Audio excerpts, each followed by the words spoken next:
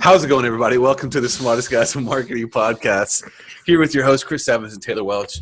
And I'm sorry, I was just complaining a second ago. You were negative Nancy. I was a negative Nancy. I was a Debbie Downer. He's mad that he has to do it's going to be like an extra minute and a half of work. It's the worst. It's like, why are these people making me do this work? Whatever, man. Man, it's good to be back. We took a week off. You didn't notice because you're a faithful podcast listener and we recorded in advance. But we're coming back from a week off because we had an event. It was amazing. It was fantastic. We had about 50 people. It was our first non-mastermind event for Traffic and Funnels. Had about 50 people come literally from around the world. Yep. Packed in a room for 2 days. And there was, that's for real. We were packed in a room. It was a small room. Small room. But it was awesome, man. There's nothing like getting in a room with people, shaking their hands, giving them hugs, being able to connect. Hugs and kisses. Hugs and kisses. Especially for entrepreneurs. We're such loners, man. The only connection we have is like Facebook or Instagram. That is one of the people. A couple people said that. They're like, it's amazing being in this room because I don't have friends. That was what she said. It's like the friends that I do have are non-entrepreneurs and they see the world different. And it's amazing being around my crew, knowing that I'm not crazy. We're actually going to talk about that a little bit today. The title of this podcast is Crowds and Crucifixions. Because if given the chance, or the choice rather, most people, if they had the opportunity to celebrate you or crucify you, they will crucify you. This isn't terrifying. This isn't a negative. Wonk, wonk, wonk. This isn't a negative episode, but it is something that I think that, this podcast is about more than marketing. We don't want to just get into a kind of a pigeonhole of only talking about marketing, although we are marketers and we do a lot of marketing and that's probably our main skill. But I would say it's also about how to handle the pressure of succeeding, because what you notice in a lot of people is even clients will come in and they'll get some success and the whole world will just clobber them. People, wasn't that lady that came in and she got her first client and a tree fell in her house the next day. People come in and family members get sick, and there is this weird thing where resistance increases in direct proportion to how big your vision and your goals get. And so if you're listening to this, if you there's no resistance in my life, it's probably because your goals suck. You have nothing you're trying to achieve, or you're just better than us. I mean, maybe you're just a better person. I don't know. But yeah, I think, one thing I think is the resistance is always there. It's just people aren't stepping outside into it. Yeah. You know what I mean? Yeah. There's everything is set up to work against you. Society, people, tech, you just name it. You can name a long list. But people aren't used to pushing into resistance. No way. They just stay in their comfort zone. And so once they actually step out and they step into it, it's oh my God, everything's against me. Yeah, definitely. So I think the idea for this podcast came because we've obviously grown in a pretty short time frame. Now, by no means are we overnight successes, not even close. We've put in the dirty for a long time. And people don't always see that. I just got to put that in every episode. People don't always see that, but I had an interesting thought about how when you hit your full potential, when you decide, I deserve a better life, my family deserves a better income, and you start grinding to create that reality, what happens is typically the people closest to you get offended and bitter. Isn't that weird? This is strange. Why is that? It's a strange phenomenon. Because all of a sudden you going out and creating wins for yourself, it kind of forces people to reconcile with the fact that they're not doing anything. And everybody wants to feel like they're trying. But when a close friend or someone actually goes out and makes something happen, oftentimes, this isn't always the case. There are some people that are just good people and good friends, but oftentimes it forces the people who are not achieving to look at themselves and be like, well, what's wrong with me? And they don't like that. And that creates a little bit of a bitterness and a little bit of a distance. And we're fortunate to be surrounded by some incredible friends, incredible family. But we've also gone through our fair share where all of a sudden, like, we started achieving success and people have not been supportive of us. Yep.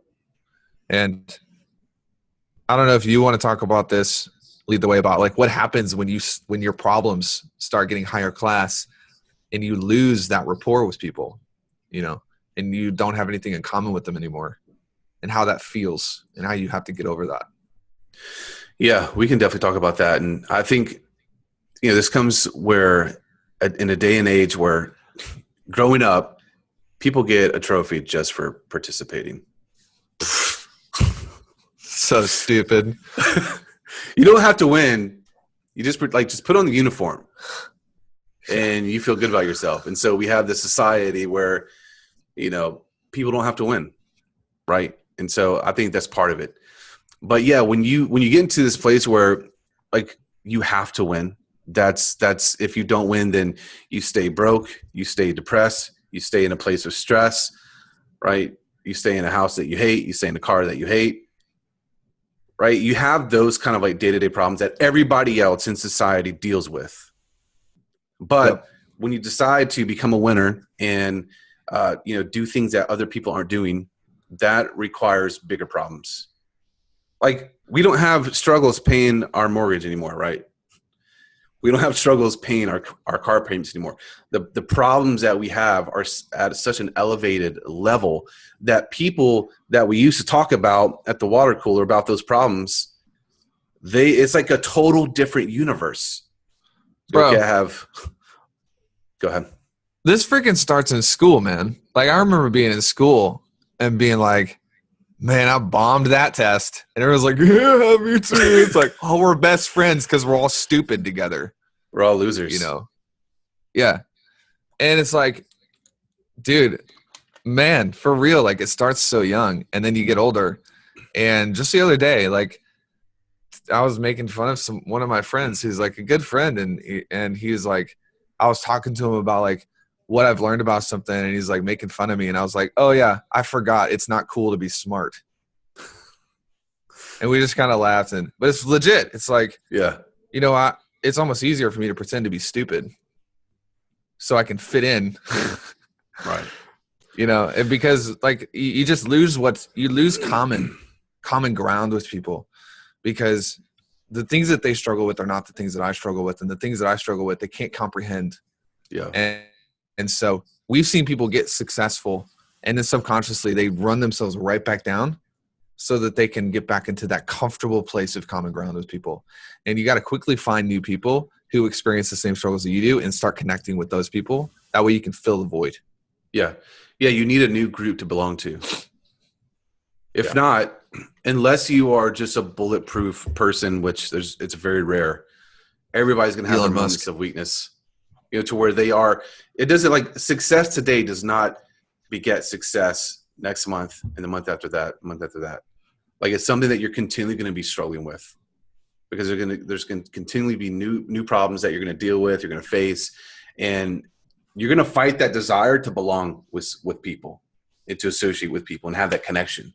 And so I think the point is, if you're not making those new connections, you're going to have a hard time winning next month, the month after that, the month after that. Because it's true, like, the people that you hang around, that's who you become in every area of your life. Yep. Environment. So we have this written down on the show notes. Crowds love failures, but they do not relate to successes. Crowds love failures, but they don't relate to successes. Man, you look in the news and the biggest stories are always about someone's fall from fame. And they achieve success and they fell down, and people love it They freaking love it. Because they're like, oh, he's back. He's back to the ground where I live. Yeah. And you just got to be careful. And that's why the event was so cool in that people were able to get into a room face-to-face with people who are just like they are. And they're all reaching for a higher level. And if you don't have that in your life, you should get that in your life. Yeah, it's like this crazy thing, especially in America, and it's called the American dream, where we grow up, we love the idea of success. Yeah. Right? We love the idea of success, but we hate successful people in America. And for this very reason, is because like, I think having the idea of success puts hope in our hearts to get out of like just the suckiness of life that so many people deal with. And to actually see someone close to you attain success, it shines that light on your inadequacy to perform and to win. We're getting a little deep on this one. Oh, wait. Are we allowed to offend people on this podcast? I don't know. Let me check the contract. We may need to edit some of that out. Dude, the people in your life who celebrate you when you succeed, those are the people you got to keep around. Like, dude, I don't know about you, but like, man, when I get like a message from someone like Adam or just the people that we're connected with, Jason, like I'm freaking stoked. Yeah. I'm like, yes. Like, you deserve it. You freaking deserve it. Keep going. Yeah. And I think that's like, you can kind of test people in that. And you should be vetting your environment probably every 3 months, 6 months anyways. It's amazing. It's shocking to me how people don't take account of their environment. They don't vet their environment. Look, just because someone was close to you 8 years ago does not mean that they should be close to you now. There's not like a lifetime subscription on this. Like, you should be vetting who you're spending time with. And I think one of the central themes about the people around you is they should be celebratory. Mm-hmm. They should be for you 100%. Yeah. You know what I mean? Even it doesn't mean they have to be like a millionaire or anything like that. No way. Yeah. But I think they have to have that thing in them where they are extremely happy for you, like legitimately happy for you. And I have those people in my life. Like, they don't have any desire to be successful in business or have tons of money, but they're great people. They cheer me on, like, oh dude, that's awesome. I love that. Yeah. They give you Bitcoin for your birthday. Yep. Bitcoin's like 1/100th of a Bitcoin. Didn't you buy some? Yeah, bro. How much money have you lost? As soon as it, well, nothing, because I bought it when it crashed. So. What did you buy that? Pack that if you want. Like 10,400. So I've lost like $100. I saw this morning it was like at 4,000. No, it's not. If it were, I would immediately go buy some more. Immediately. I have thoughts on that. People are like, it should be another podcast. Dude, here's the thing, man. Okay. I hate Bitcoin so much. Here we go. And I hate people who think that they understand money because they made a lucky investment. But blockchain in and of itself, dude, it's not going anywhere. So, I'm cool with losing a couple $100 in the chances that I'll become a billionaire from it. Do you see 50 Cent forgot he had Bitcoin? He's got like $700 million. No, it's not 707. Oh. That's not a bad day to wake up and find out that news. It's like, I done forgot I did that. It's like, wow. Some people, man. It's like. Anyways. All right. Yeah. So back to the story. Sorry, guys. How does it always come back to Bitcoin? We just got like 25 unsubscribes. All of our listeners.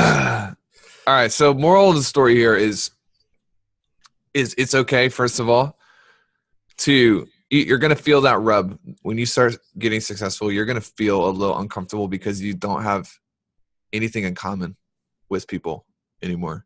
And you got to find new people. That's why we make these environments for you. Our Smartest Guys in Marketing Facebook group, the memos, the things that we do to get you into an environment for free or extremely low cost of people that are like you. You should be taking advantage of that stuff, man. That's stuff that we didn't have when we were just getting started. you know?